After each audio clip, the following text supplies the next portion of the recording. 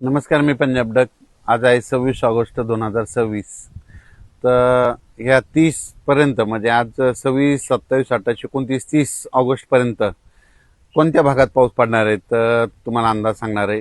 तर राज्यातल्या शेतकऱ्याला सांगू इच्छितो की राज्यामध्ये 26, 27, 28, 29, 30 दरम्यान नागपूर जिल्हा, भंडारा, गोंदिया, चंद्रपूर, यवतमाळ, अकोला जिल्हा, वाशिम जिल्हा, हिंगोली जिल्हा, परभणी, नांदेड, त्याच्यानंतर इकडं बुलढाणा जिल्हा, जालना जिल्हा आणि बीडचा काही भाग आणि इकडं लातूर, धाराशिवपर्यंत ह्या भागामध्ये काय होणार आहे, पाऊस 30 तारखेपर्यंत दररोज वेगवेगळ्या भागात विखुरलेल्या स्वरूपाचा पडणार आहे म्हणून हा अंदाज लक्षात यायचा. पण सगळ्यात जरा जास्त प्रमाण कुठं राहीन, फक्त विदर्भातच राहीन. मग ते कोणत्या राहीन ना, मध्य प्रदेश बॉर्डरचे जे जिल्हे तालुके येतं, मग बुलढाणा जिल्हा इकडं ते परिसर, बुलढाणा, अकोला, अमरावती, मोर्शी, अचलपूर, दर्यापूर, परतवाडा, वर्धा, नागपूर, भंडारा ह्या परिसरामध्ये थोडा जास्त प्रमाण राहणार आहे. पण त्याच्यानंतर इकडं परभणी जिल्ह्यात विखुरलेल्या स्वरूपाचा अर्ध्या तासाच्या, 10 मिनिटाच्या, 20 मिनिटाच्या ह्या 4 दिवसामध्ये वेगवेगळ्या भागात सरी पडतील. खूप काही मोठा पाऊस पडणार नाही म्हणून हा अंदाज सर्व शेतकऱ्यांनी परभणी जिल्ह्यात लक्षात घ्यायचा. बीड जिल्हा, लातूर जिल्हा, धाराशिव जिल्हा तिकडं देखील खूप काही मोठा राहणार नाही. आता सरीच येतील, अर्ध्या तासाच्या, 10 मिनिटाच्या राहतील म्हणून हे अंदाज लक्षात घ्यायचा. संभाजीनगर जिल्ह्यामध्ये इकडं याच्याकडं फुलंब्री, कन्नड ते सोयगावपर्यंत त्या परिसरामध्ये तुरळक भागात पाऊस असणार आहे म्हणून अंदाज लक्षात घ्यायचा.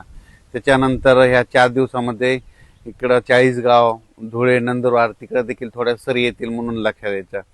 आणि इगतपुरीकडे पाऊस पडत असल्यामुळे नाशिककडं सरी येत राहतील.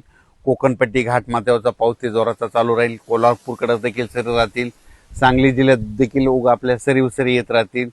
सोलापूर जिल्ह्यात देखील सरीत राहतील. मोठा काही पाऊस नसणार आहे. पुणे जिल्ह्यात देखील फक्त सरीच येतील. खूप काही मोठा पाऊस नसणार आहे म्हणून अंदाज लक्षात घ्यायचा.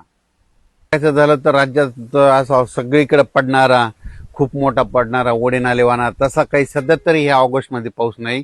फक्त विदर्भात मध्ये आहे. फक्त ते भंडारा, वर्धा, गोंदिया, चंद्रपूर, गडचिरोली, तिकडे यवतमाळ ह्या पट्ट्यामध्ये तिकडंच पाऊस आहे तसा जोराचा. आपल्या इकडल्या भागामध्ये मात्र पूर्व विदर्भ, आपलं मराठवाडा, पश्चिम महाराष्ट्र, उत्तर महाराष्ट्र इकडे काही तसा 3 विभागामध्ये जोराचा पाऊस नाही म्हणून हा अंदाज सर्व शेतकऱ्यांना लक्षात घ्यायचा. 26, 27, 28, 29, 30 दरम्यान नागपूर जिल्हा, भंडारा, गोंदिया, चंद्रपूर, यवतमाळ, अकोला जिल्हा, वाशिम जिल्हा, हिंगोली जिल्हा, परभणी, नांदेड, त्याच्यानंतर इकडं बुलढाणा जिल्हा, जालना जिल्हा आणि बीडचा काही भाग आणि इकडं लातूर, धाराशिवपर्यंत ह्या भागामध्ये काय होणार आहे, पाऊस 30 तारखेपर्यंत दररोज वेगवेगळ्या भागात विखुरलेल्या स्वरूपाचा पडणार आहे म्हणून हा अंदाज लक्षात यायचा.